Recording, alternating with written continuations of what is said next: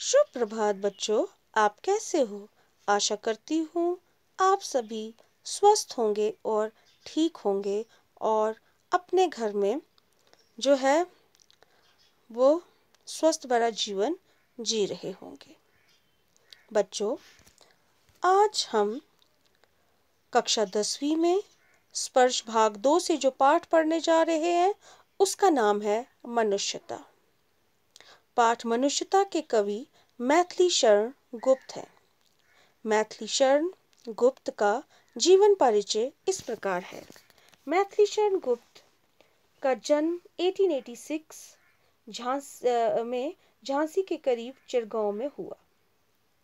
चिरगांव में जन्मे मैथिली शरण गुप्त अपने जीवन काल में ही राष्ट्र कवि के रूप में विख्यात हुए। इनकी शिक्षा दीक्षा घर पर ही हुई।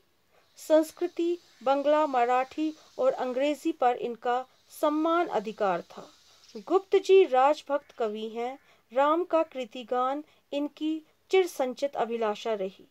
इन्होंने भारतीय जीवन को समग्रता में समझने और प्रस्तुत करने का भी प्रयास किया। गुप्त जी की कविता की भाषा विशुद्ध खड़ी बोली है। भाषा पर संस्कृति का प्रभाव है। काव्य की कथा वस्तु भारतीय इतिहास के ऐसे अंशों से ली गई जो भारत के अतीत का स्वर्ण चित्र पाठक के सामने उपस्थित करते हैं। गुप्त जी की प्रमुख कृतियां हैं साकेत, यशोधरा, जयद्रथ वध। गुप्त जी के पिता सेठ रामचरण दास भी कवि थे और इनके छोटे भाई सियाराम शरण गुप्त भी प्रसिद्ध कवि हुए हैं। मैथिली शरण गुप्त जी की मृत्यु 1964 में हुई। स्टूडेंट्स, अब हम पाठ परिचय जो है वो पढ़ेंगे। पाठ परिचय मनुष्यता। इसमें एक्चुअली कवि क्या बोलना चाहता है? प्रकृति के अन्य प्राणियों की तुलना मनुष्य में चेतना शक्ति की प्रबलता अधिक होती है। वह अपनी ही नहीं औरों के हिताहत का भी ख्याल रखने में, औरों के लिए भी कुछ कर सकने में समर्थ होते हैं। पशु चरागाह में जाते हैं, अपने अपने हिस्से का चर आते हैं, पर मनुष्य ऐसा नहीं करता। वह जो कमाता है, जो भी कुछ उत्पादित करता है, वह औरों के लिए भी करता है, औरों के सहयोग से करता है। प्रस्तुत पाठ का कवि अपनों के लिए जीने मरने वालों को मनुष्य तो मानता है, लेकिन ये मानने को तैयार नहीं कि ऐसे मनुष्यों में मनुष्यता के पूरे पूरे लक्षण भी हैं। वह तो उन्हें मनुष्य को ही महान मानेगा जिनमें अपने और अपनों के हित चिंतन से कहीं पहले और सर्वोपरि दूसरों का हित चिंतन हो। उसमें वह गुण हो जिनके कारण कोई मनुष्य इस मृत्यु लोक से गमन कर जाने के बावजूद युगों तक औरों की याद में भी बना रह पाता है। इसकी मृत्यु भी सुमृत्यु होती है, अर्थात गौरवशाली मृत्यु होती है, जो हमेशा अपनों से पहले या अपने हित से पहले दूसरों की भलाई के लिए सोचता है। आखिर क्या है वह गुण, अब हम इस कविता के द्वारा जो है पढ़ेंगे। पहले पद की व्याख्या। विचार लो कि सृत्य मृत्यु हो, न मृत्यु से डरो कभी। मरो परंतु यूं मरो कि याद जो करें सभी। हुई न यूं सुमृत्यु तो वृथा मरे वृथा जिए। मरा नहीं वही कि जो जिया न आपके लिए। वही पशु प्रवृत्ति है कि आप ही चरे। वही मनुष्य है कि जो मनुष्य के लिए मरे। स्टूडेंट्स, इन पंक्तियों का प्रसंग इस प्रकार है। प्रस्तुत कविता हमारी पाठ्य पुस्तक स्पर्श भाग 2 से ली गई है। इसके कवि मैथिली शरण गुप्त हैं। इन पंक्तियों में कवि बताना चाहता है कि मनुष्यों को कैसा जीवन जीना चाहिए।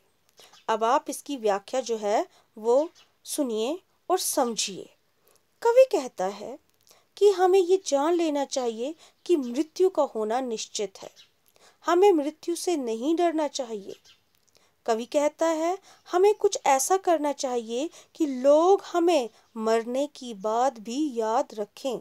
जो मनुष्य दूसरों के लिए कुछ भी ना कर सके, उनका जीना और मरना दोनों बेकार है, व्यर्थ है।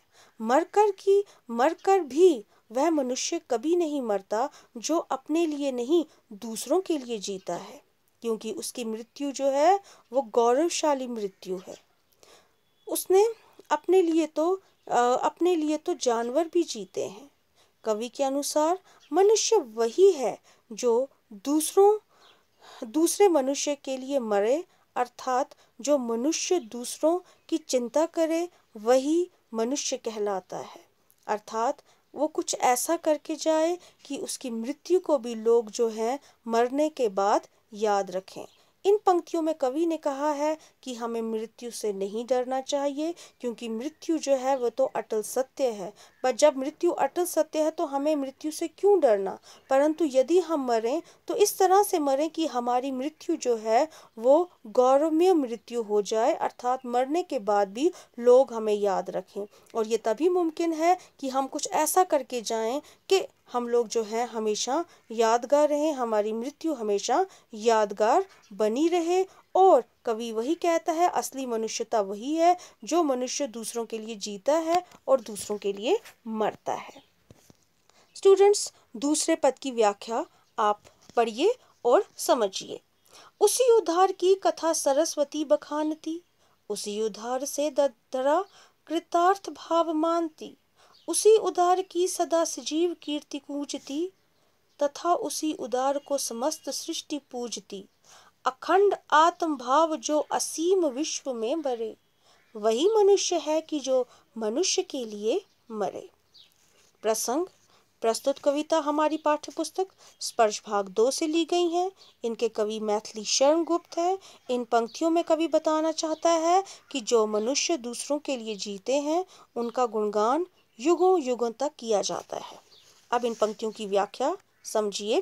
कवि कहता है कि जो मनुष्य अपने पूरे जीवन में दूसरों की चिंता करता है, उस महान व्यक्तियों की कथा जो है उसकी कथा जो है और उसका गुणगान जो है वह सरस्वती अर्थात पुस्तकों में किया जाता है। पूरी धरती उस महान व्यक्ति की आभारी रहती है। उस व्यक्ति की जो बातें होती हैं वो हमेशा जीवित रहती हैं और पूरी सृष्टि उसकी पूजा करता है। कवि कहता है, जो व्यक्ति पूरे संसार को अखंड भाव और भाईचारे की भावना में बांधता है, वह व्यक्ति सही मायने में मनुष्य कहलाने योग्य होता है। अर्थात मनुष्य, यहाँ पर कवि ये कह रहे हैं कि वो उदार व्यक्ति जिसका हृदय बहुत बड़ा है, जिसको सरस्वती भी जो है उसका गुणगान करती है, धरती भी ये समझती है कि मैं धन्य हो गई, ऐसा गुणी व्यक्ति, ऐसा महान व्यक्ति जो सबको प्रेम का भाव दिखाता है, उसने मेरी धरती पे जन्म लिया है। उस उदार व्यक्ति की जो कीर्ति है अर्थात उसका जो गुणगान होता है वो जो है युगों तक जो है वो चलता है और पूरी सृष्टि उसको पूजती है। तो कवि कहते हैं कि ऐसे व्यक्ति जो पूरे संसार को अखंड भाव और भाईचारे की भावना में बांधता है, वह व्यक्ति सही मायने में मनुष्य कहलाने योग्य होता है। स्टूडेंट्स, अब आप तीसरे पद की व्याख्या जो है हम लोग पढ़ेंगे और समझेंगे। शुद्धार्थ रंति देव ने दिया करस्त थाल भी, तथा दधीचि ने दिया प्रार्थ अति जाल भी।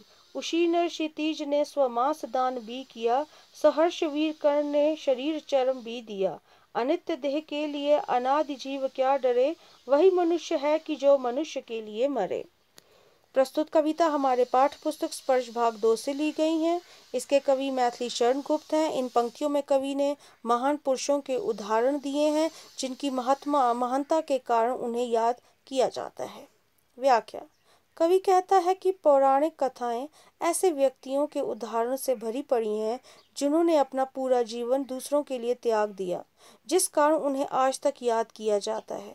भूख से परेशान रंती देव ने अपने हाथ की आखिरी थाल भी दान कर दी थी और महर्षि दधीचि ने तो अपने पूरे शरीर की हड्डियां वज्र बनाने के लिए दान कर दी थी।